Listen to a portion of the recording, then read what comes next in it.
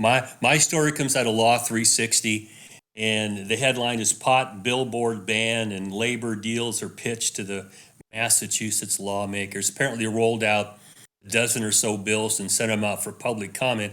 A couple of them caught my attention because we've been having some problems out here in California with some similar nonsense.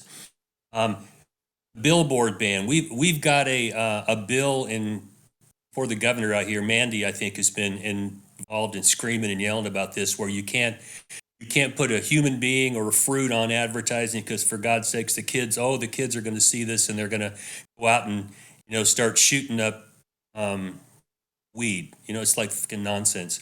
They're trying to roll something like that out in Massachusetts with a billboard ban that they don't want kids seeing any advertisements for weed on billboards. Okay, it's going to ruin them. It's going to make them, cannabis addicts or whatever bullshit that is. California allows advertising on billboards, but it can't be on an interstate highway. We've got some of these same issues out here. And it just seems nonsensical that you can have advertisements on the highway for everything, including pharmaceutical, drugs, alcohol.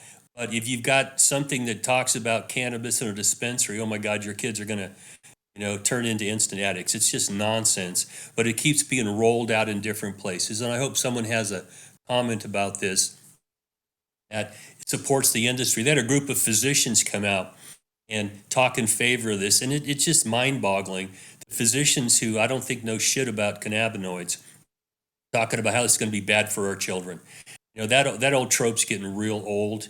It's like I like to say, your kids are pinching your weed right now. You don't think they don't know about weed? Just grow up a little bit. And the other issue they pitched is labor peace agreements. Now, we have these in California. If you got 20 employees or more, they're trying to lower it to 10. If you got 20 employees or more, you've got to sign a labor peace agreement with a union. And Massachusetts trying to roll this out. And what we found here in California is that some organizations that, with a straight face, you can't say you're a union, but they're signing these labor peace agreements, and they're basically worthless documents because they don't mean anything. If you're trying to be in favor of the working person, and I don't have a problem promoting organized labor in the industry, but when you're too small, it's hard because you can't afford the costs of labor that are going to be imposed on you as you're a small startup. And for the long run, I'm in favor of giving labor in these industries some place at the table to get parts of the profits here and to get a better deal. But we're going to have a war coming up over labor because right now the UAW is on strike. We've got all the writers and screen actors out in California on strike. The public supports it. But when you're trying to run a business in an industry that's overregulated and overtaxed, it's a difficult one. My clients and I struggle with this because my grandpa was a Teamster. I'm really in favor of organized labor. But if you're a small business and your margins are small, it is difficult to be strapped with some of the burdens of organized labor for small businesses. And I'm not saying that's a bad thing or a good thing. I'm just saying it's a reality. And at some point, we've got to find a way to talk about this without offending everybody and give working people a better place in these industries that are going to make money once the government gets their heavy hand off it and lets people run these things. So that's my story for the day. Throw it back at you. What do you guys all think? Man, Dale, I mean, the reality is if they're not going to allow for billboards, okay, that's not like that is really going to stop people from getting kids getting their hands on cannabis. It all starts with the parent, and parents need to focus on parenting instead of worrying about taking down billboards. Well, there's too many people that want the government to step in and protect little Johnny and little Susie, Yeah, 'cause they wanna so live in a mommy and nanny daddy state. can have their head up their ass and not pay attention to being parents. Government's job is not to raise your parents or to protect them from all the things out there that might hurt them. That's a parent's job. We've got too much government intervention right now, and this is just more overreach. Your kids will be just fine if they see a pot leaf on a billboard as you're driving down the highway. Give me a fucking break. Exactly. It's no different than having the conversation about alcohol or tobacco with your kids. It's no different. It's no different than talking about why they don't open a bottle of aspirin and eat it. Mhm. These are common sense conversations that any mature adult should be able to have with anyone. And Especially their especially your child. children. Exactly, Dale. And well, and see, I have five, and we used to have family meetings all the time. Anybody could call them. You got a problem? Let's talk about it.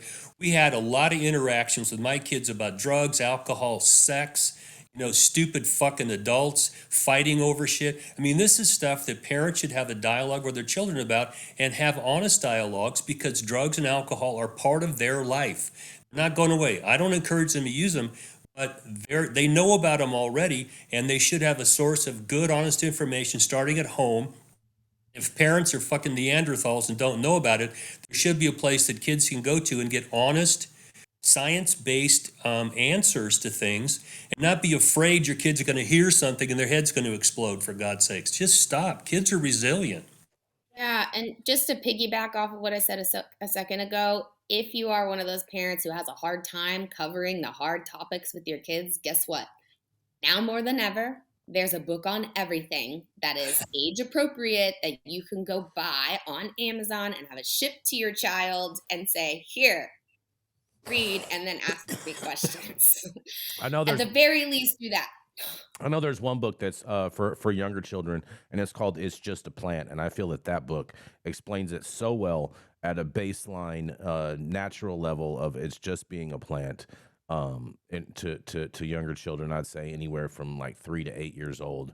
I would highly, highly, highly recommend that book.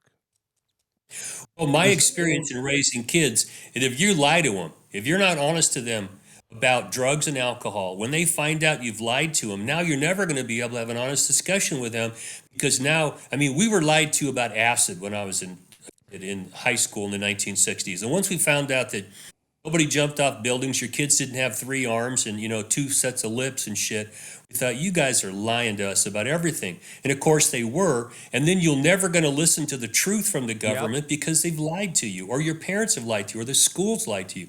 You got to stop this. Your kids can handle the truth, for God's sakes. Exactly. And for all the parents that want to say that they don't want to lie to their kids, every time they tell them about the Easter Bunny, the Fairy, or Santa Claus, they're definitely are lying to their children.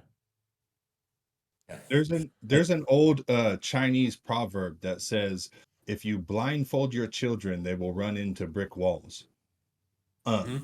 You Hey, should sit your children down and have these conversations with them, as Mandy, Dale, and Jay all alluded to. Like, yes, these are difficult conversations. These are difficult conversations that are necessary as a parent. Being a parent is difficult. Being a parent puts you in difficult situations, especially with your children. You have to be able to insert your values and your morals and guidance into your children, because guess what? If you do not, somebody else like TikTok or yep. somebody else at school will.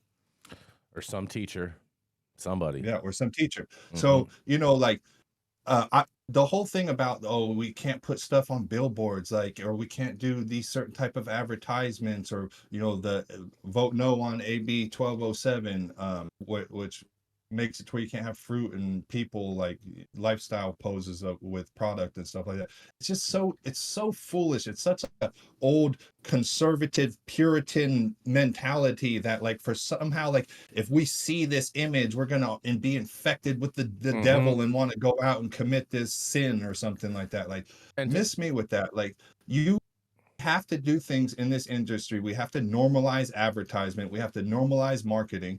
And of course, we don't do it in a way that is geared toward children. We know, when an advertisement is geared towards a child or not. hmm Everybody that has half a brain can look at it, in any advertisement, and say, "Oh yeah, that's obviously geared towards somebody who watches Pokemon or something." And then you can look at another billboard and say, "Look, that's a informational billboard about cannabis, or where I can get cannabis." Period. Very hmm easy. Very, very, very Yeah. true. My kids were always open to the truth. They didn't always like it. Okay? But mom was a physician. So it's like, do we talk about science? You damn right we do. And what does cannabis or any other drug or any other synthetic pharmaceutical do to you?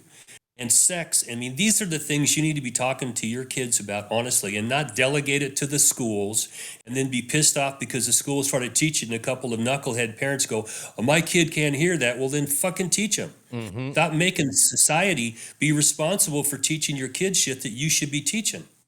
It's very infuriating. We don't want the government our business, but then we want to give everything to the government to do.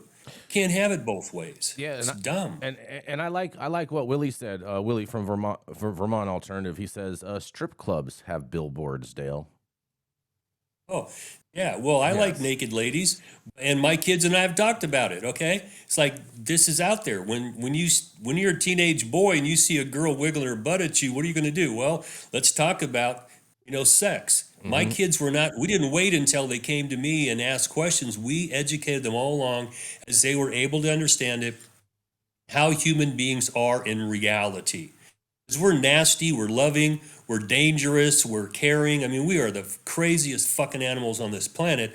And you can't pretend with your kids that, oh, everybody out there is going to like you and be a nice person. No, they're not.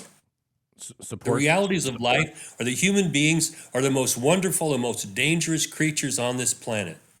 Deal with it. single moms, right, Dale?